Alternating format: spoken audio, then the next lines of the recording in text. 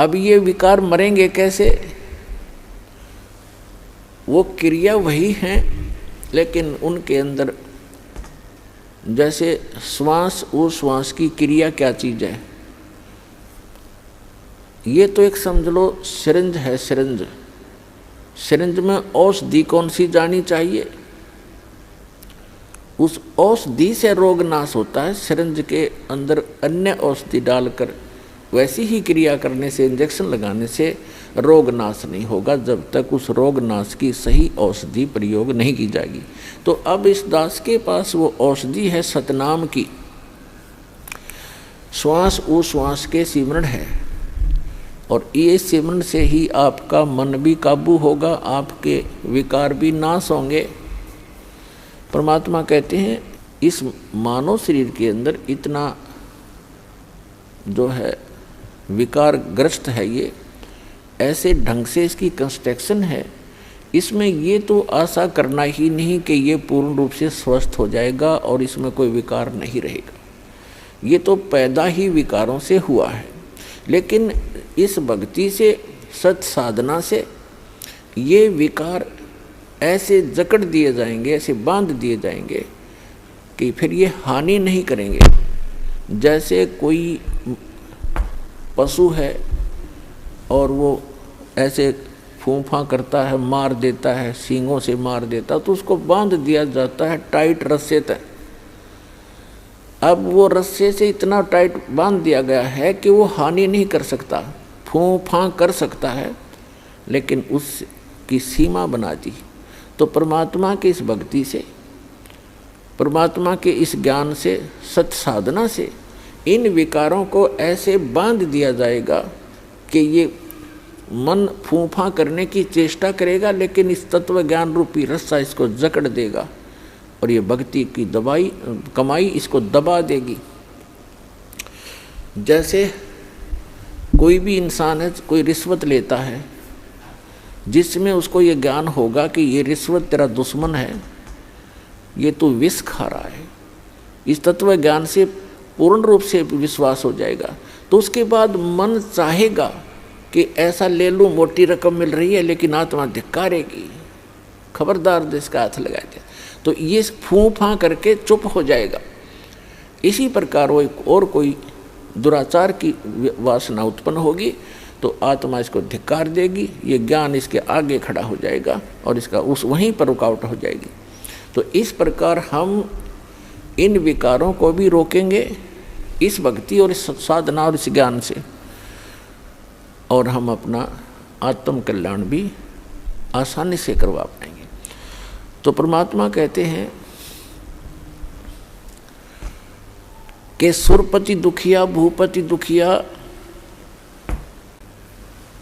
और रंग दुखी बपरीती हो, कहे कबीर और सब दुखिया, एक संत सुखी मन जीती हो। अब मन को जीतना कैसे है? जैसे दोजक भीष्ट सबीत देखे, राजपाट के रसिया, तीन लोक से तरपत नाही, ये मन भोगी खसिया। परमात्मा ने सुख संवेद में बताया है कि दोजक मीन नरक और बहिष्ट मीन स्वर्ग। दोजक बहिष्ट सभी ते देखे, राजपाट के रसिया।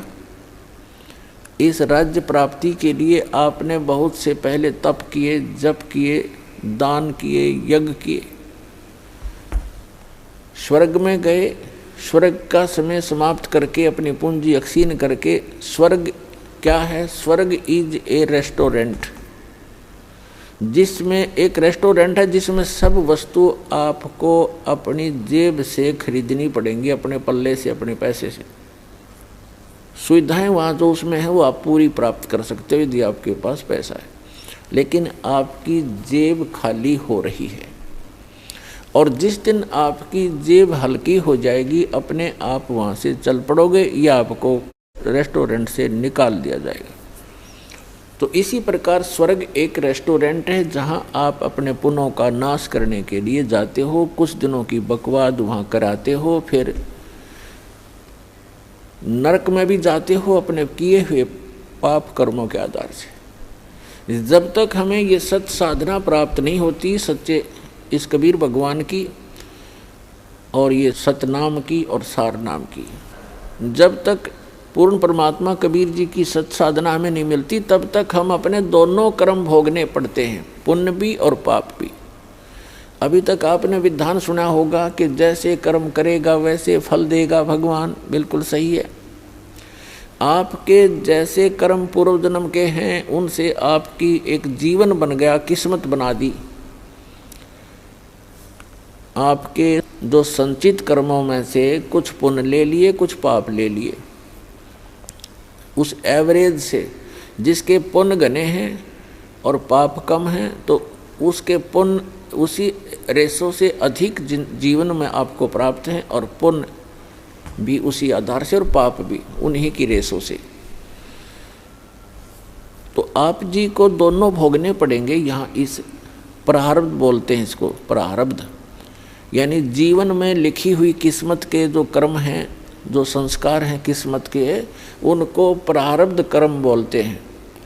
और प्रारब्ध कर्म को कोई नहीं चेंज कर सकता, ना विष्णु जी कर सकते, ना ब्रह्मा जी कर सकते, ना शिव जी कर सकते, ना ब्रह्म कर सकता, ना परब्रह्म कर सकता। परम अक्षर ब्रह्म कर सकता है। मासा घटे न तिल बधे, विधना लिखे जो लेख,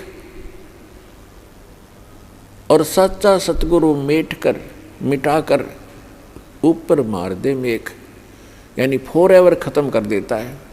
मासा घटे न तिल बधे, यानी 1 ग्राम भी आपके संस्कार इधर उधर नहीं हो सकते, और ना बढ़ सकते ना कम हो सकते। जो विधाता ने आपके भाग्य में, प्रारब्ध में, किस्मत में लिख दिए। प्रारब्ध माने किस्मत। आपकी किस्मत में जो लिखा हुआ उसमें से ना मासा घट सकता है और ना ही तिल के समान बढ़ सकता है। आपको दोनों भोगने पड़ेंगे जब तक आप परम अक्षर ब्रह्म, उस सत्य पुरुष अल्लाहु अकबर, उस कबीर भगवान की भक्ति नहीं करोगे। उसकी भक्ति कौन सी है? जैसे वैसे तो आप देखते हो कबीर पंथ बहुत चले हुए हैं। कबीर पंथियों की यदि आप कैलकुलेशन करो, टोटल करोगे तो लगभग 20 करोड़ के आसपास कबीर पंथी मिलेंगे आपको। लेकिन वो कबीर पंथी नहीं है, उनके पास यथार्थ भक्ति नहीं है। तो सत्य साधना उस कबीर परमेश्वर की इस दास के अतिरिक्त विश्व में किसी के पास नहीं है, पूर्ण परमात्मा की।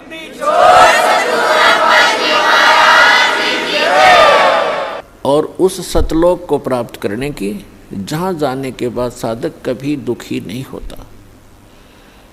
तो जो प्रसंग चल रहा है कि परमात्मा ने बताया है कि जब तक आप इस सत्य साधना को छोड़कर अन्य जो साधनाएं करते हो, तो दोजक मीन नरक और बहिष्ठ मीन स्वर्ग।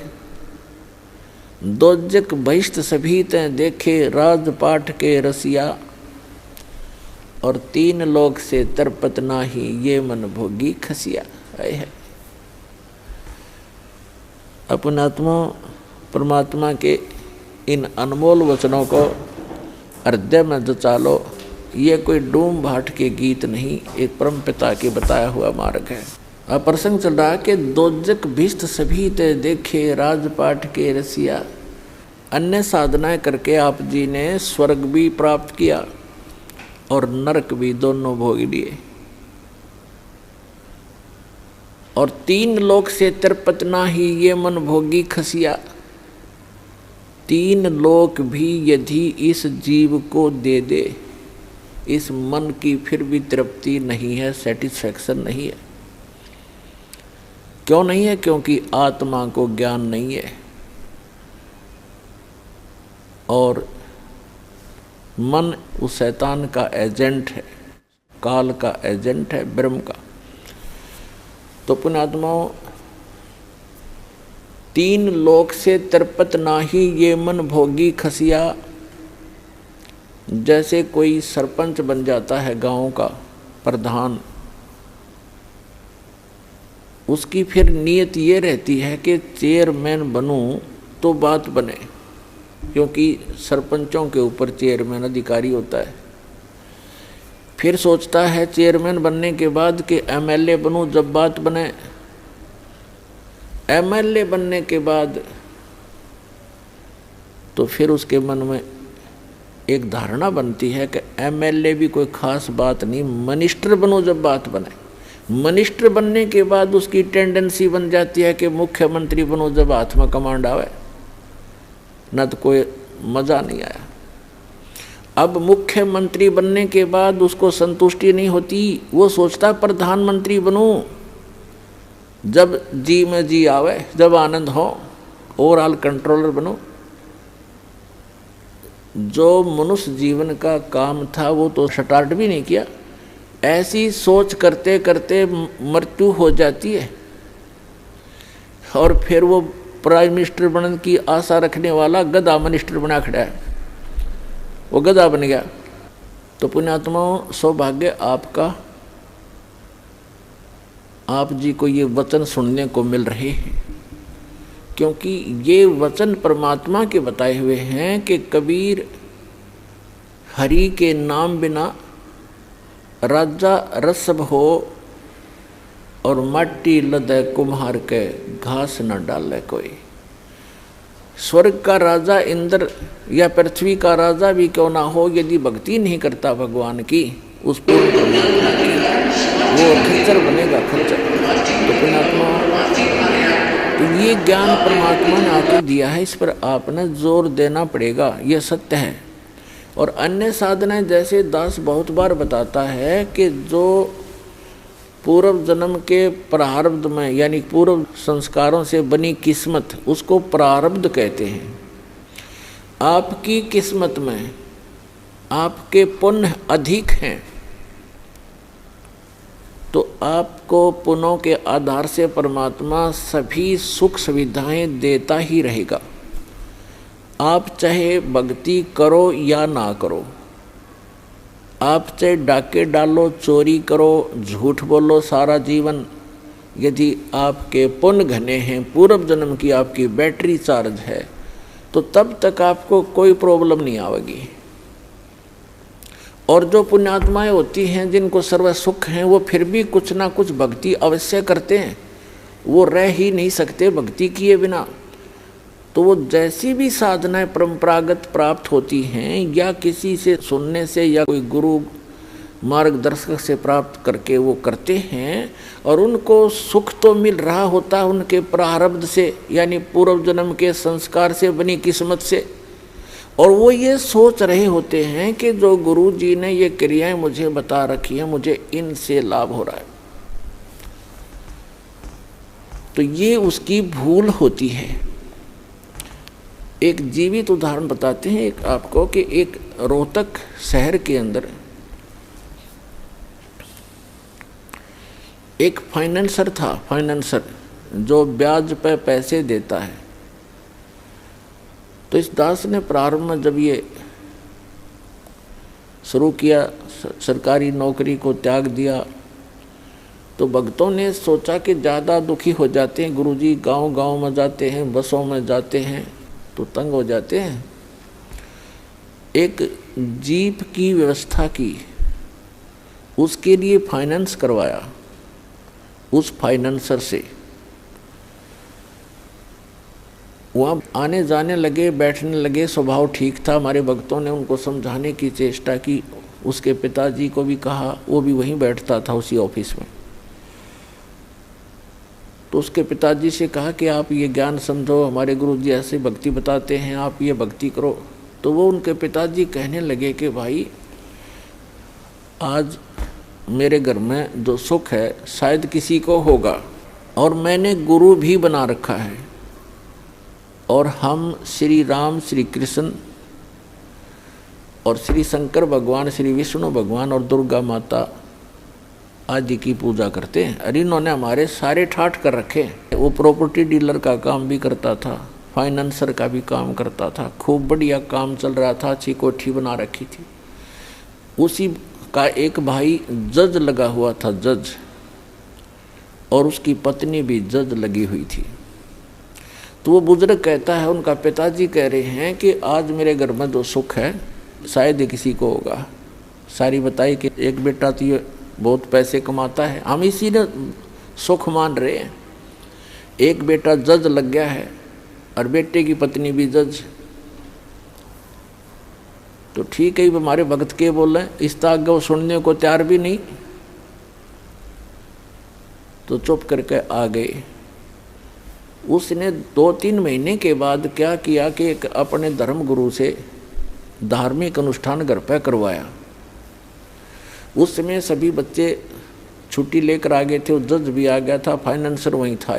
तो जो उनके गुरुजी ने जो क्रिया करी थी, उसके बचे हुए फूल, जो फूल फाल चढ़ाते हैं, माला डालते हैं, कुछ हवन किया होगा, उसकी राख बच गई थी, उसको जल प्रवाहित करने की आज्ञा दी उसके गुरुजी ने। वो दोनों बेटे, एक जज और एक वो फाइनेंसर, उस राख को लेकर गए। उनका ड्राइवर साथ था गाड़ी में। रोहतक से दिल्ली रोड के ऊपर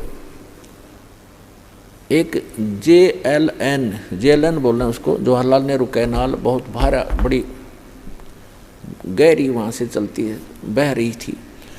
उस पे जाके उन दोनों ने पटड़ी पर गाड़ी चढ़ाई। ड्राइवर ने गाड़ी रोकी, दोनों उतर के उन्होंने वो जो भी थैला सामग्री थी वो ऐसे खाली कर दी जल में। वो जल में नहीं गई, उस कैनाल के उस नहर की पटड़ी ज़्यादा टेढ़ी थी ऐसे, तो वो ऐसे गिर गई ऊपर ने।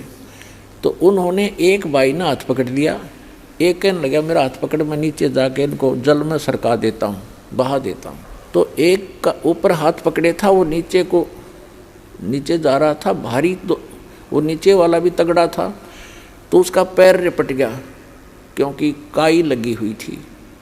और साथ में उसका भाई हाथ पकड़ रहा था, वो भी साथ आ गया क्योंकि उसने और मजबूती से पकड़ा। जब गिरने लगा तो वो भी नीचे गिर गया। दोनों उस नहर में गिर कर डूब कर मर गए। तीसरे दिन लाश पाई उनकी। पुण्यात्माओं, परमात्मा कहते हैं कि झूठे सुख को सुख कहे ये मान रहा मनमोद, ये सकल चबीना काल का कुछ मुख में कुछ गोद। आज उस बूढ़े के घर में जो कहर था शायद किसी के घर में होगा, जहाँ वो ये सोच रहा था कि जो सुख आज मुझे शायद किसी को होगा। जब तक हम उस परम पिता की शरण ग्रहण नहीं करेंगे और जो साधनाएं हम करते हैं उससे हम मान बैठे हैं कि ये साधना से मुझे लाभ हो रहा है, कहाँ गई उसकी साधना? वो कहर टूट गया उस घर पे। तो पुण्यात्माओं, इसका समाधान केवल एकमात्र कबीर परमात्मा है और उसकी ये सच साधना जो दास के पास है। इसके अतिरिक्त कोई कबीर साहब का नाम लेकर के अगर आपको कोई जंतर मंत्र बताता है तो व्यर्थ है, यूजलेस है। और ये मंत्र जो दास आपको देता है ये है वो कारगर मंत्र। और इन मंत्रों को, इस साधना को यदि इस दास से प्राप्त करके कोई नीच व्यक्ति स्वयं बनकर संत इनको आगे दान करता है तो वो भी महा दुश्मन है इस मानव समाज का, क्योंकि वो अधिकारी नहीं है। अधिकारी के बिना ये मर्यादा इस भगवान की, अधिकारी के बगैर ये मार्ग चलेगा नहीं। आप सुन रहे थे जगत गुरु तत्वदर्शी संत रामपाल जी महाराज जी के मंगल प्रवचन। अधिक जानकारी के लिए विजिट कीजिए हमारी वेबसाइट www.jagatgururampalji.org। संत रामपाल जी महाराज जी के शुभ आशीर्वाद से पूरे विश्व भर में 500 से भी ज्यादा नाम दीक्षा केंद्र हैं, जिन पर संत रामपाल जी महाराज जी द्वारा ऑनलाइन निशुल्क नाम दीक्षा दी जा रही है। अपने नजदीकी नाम दीक्षा केंद्र का पता करने के लिए संपर्क करें 8222880541।